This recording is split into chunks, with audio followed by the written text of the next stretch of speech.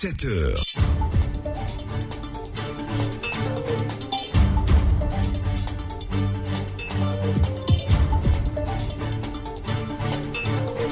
Madame, monsieur, bonjour et bienvenue sur Radio Côte d'Ivoire pour celles d'entre vous qui viennent de nous retrouver. Vous suivez les samedis de l'information à 7h, le journal des sports.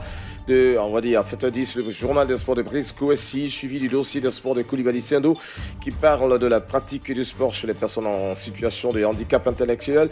Et puis, plus loin avec Paul Philippe reçoit M. Yao-Augustin Kouamé, président du Conseil des consommateurs du district d'Abidjan. Et juste après, Kolo Koulibaly évoquera l'application pour la santé de la reproduction. Mais avant d'y arriver, un nouveau journal dont voici les cellules avec vous. Denise Lafafiette, bonjour. Bonjour Didier Fondin, bonjour à tous. En coopération Côte d'Ivoire, Burkina Faso, les présidents saluent les acquis et réaffirment leur détermination à poursuivre leur coopération bilatérale pour le bonheur des peuples. Hier vendredi a pris fin à Yamoussoukro la 7e édition du traité d'amitié et de coopération entre les deux pays. En Côte d'Ivoire, environ 3 millions de personnes sont infectées par le virus de l'hépatite B. Quelle prise en charge est offerte aux malades et comment peut-on se protéger de l'hépatite? Eh bien, on en parle aujourd'hui dans ce journal où nous célébrons la journée mondiale de lutte contre cette maladie.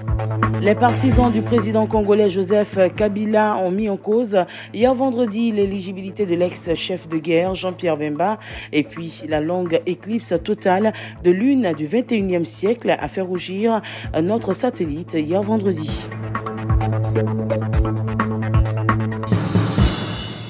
Le septième du traité d'amitié et de coopération entre la Côte d'Ivoire et le Burkina Faso a pris fin hier vendredi à Yamoussoukro à la conférence au sommet des chefs d'État avec des engagements forts. Les présidents Alassane Ouattara et Christian Kaboré estiment que le cadre de coopération qui lie leurs pays depuis 10 ans avance bien. Les deux présidents s'engagent à traduire en actes au profit des populations les avancées obtenues dans les domaines socio-économiques. La Côte d'Ivoire et le Burkina Faso ont réaffirmé leur détermination à poursuivre leur coopération bilatérale. Régis Kofi, l'un de nos envoyés spéciaux, revient sur les 4 accords de coopération signés entre ces deux pays.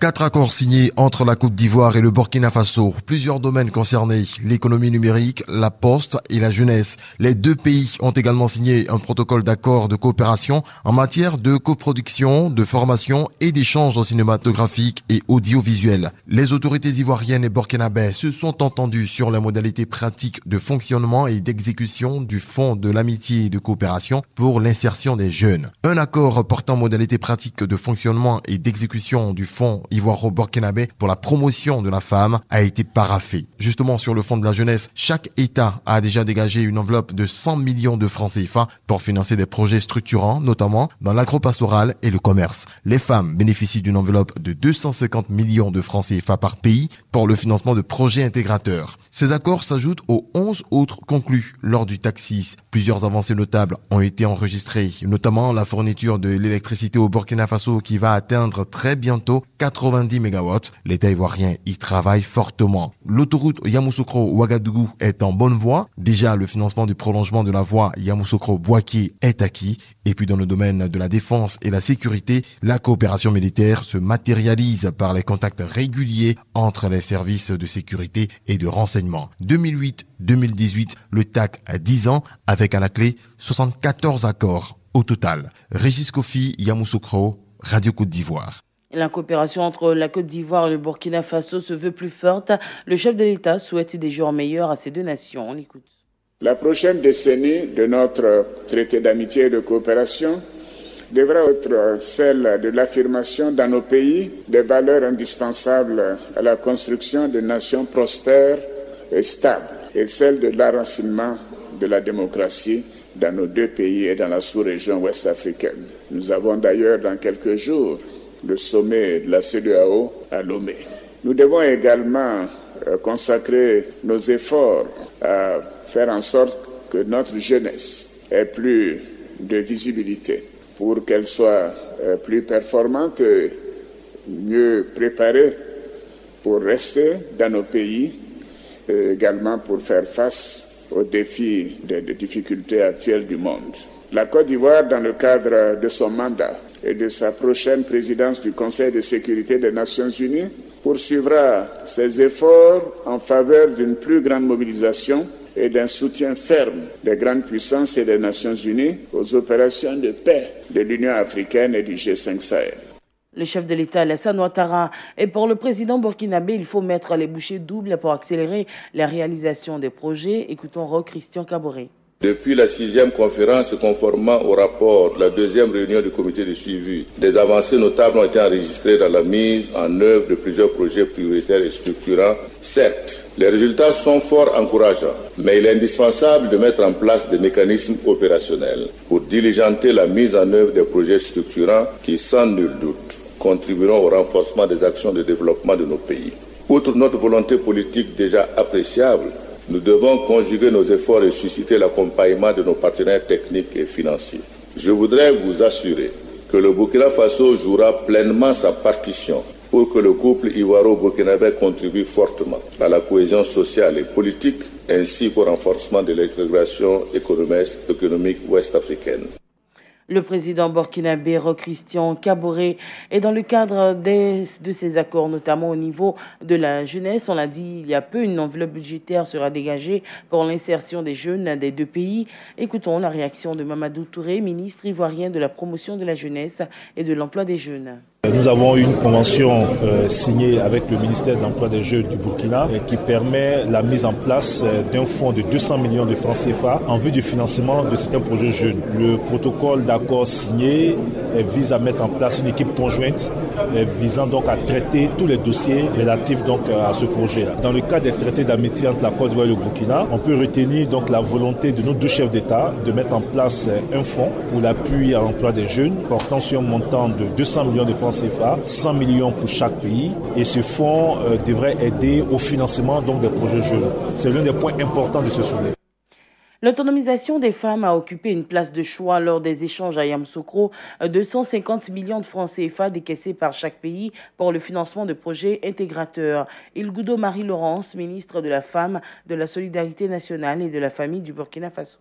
Du côté burkinabé et le côté ivoirien, c'est la même chose. Nous allons aujourd'hui mettre en place ces fonds. Donc nous allons travailler avec les ministres de Finances pour ouvrir les comptes et disponibiliser ces comptes. Et nous avons mis un comité paritaire qui va étudier les dossiers. Les dossiers seront déposés dans les ministères techniques, les ministères de la Femme, la Solidarité nationale et de la Famille du côté burkinabé et le ministère de la Femme et de l'Enfance du côté ivoirien. Et nous allons étudier les dossiers. Ce qui importe de dire, c'est que nous allons vraiment être regardants sur les projets parce que ces projets devraient être viables, structurants et pouvoir rembourser pour que d'autres femmes aussi puissent bénéficier de ces prêts parce que nous avons besoin vraiment que cette initiative perdure. Comme le dit souvent notre président, il faut que nos œuvres nous survivent.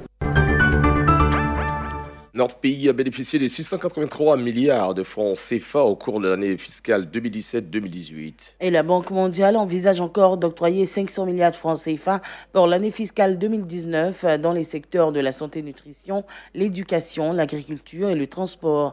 Le directeur des opérations de la Banque mondiale pour la Côte d'Ivoire dit être satisfait des actions de l'institution financière dans notre pays. Écoutons Pierre Laporte. On prévoit un montant environ de 900 millions de dollars. Ça, c'est une prévision basée sur la programmation. Ça peut être moins, ça peut être plus, ça dépend, mais pour l'instant, c'est là où on regarde. Au-delà de ça, dans ma capacité comme directeur et toute mon équipe, on a eu plusieurs séances de travail avec le gouvernement. On a eu notre revue de portefeuille qu'on a fait cette année. On a aussi finalisé et passé au conseil d'administration notre revue à mi-parcours de stratégie pays. On constate que le portefeuille, l'intervention de la banque se passe bien.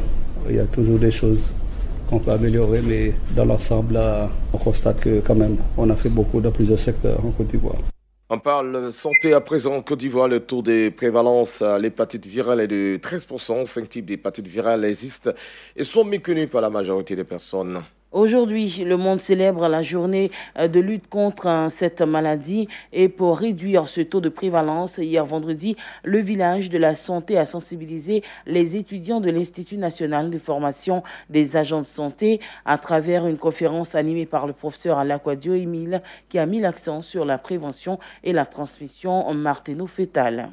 Action sociale, la première dame de Côte d'Ivoire partage la douleur des familles endeuillées par le drame de Grand Bassam où 9 personnes ont été décimées dans l'incendie de leur maison dont les causes restent toujours inconnues. Dominique Ouattara a dépêché hier vendredi sur les lieux du sinistre une délégation conduite par son directeur des affaires financières afin de donner la force à la famille éplorée et surmonter cette dure épreuve. Au nom de la première dame de Côte d'Ivoire, il a remis une enveloppe de 3 millions de francs CFA en guise de compassion. Écoutons Bakary Konaté. La première dame est totalement affligée et abattue par le drame qu'a subi la famille Anoumel et la famille Akessé suite à la disparition de 9 membres de leur famille.